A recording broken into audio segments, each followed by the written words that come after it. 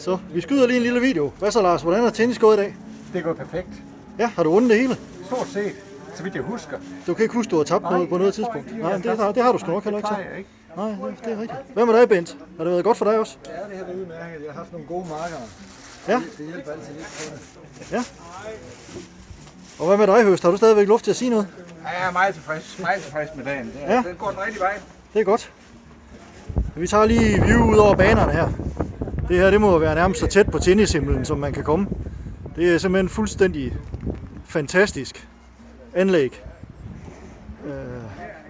som ligger nede i en slugt i bjergene nord for Estepona, Spanien. Så jeg kan faktisk ikke se, hvad der er på skærmen, mens jeg laver det her. Så det er ikke så nemt. Men vi prøver lige at panorere lidt rundt. Så kan I få et indtryk af, hvordan det ser ud. Dernede ligger der masser af hardcourt-baner og en hel masse padel-tennis, som er meget populært i Spanien.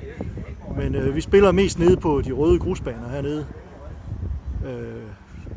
neden for anlægget her.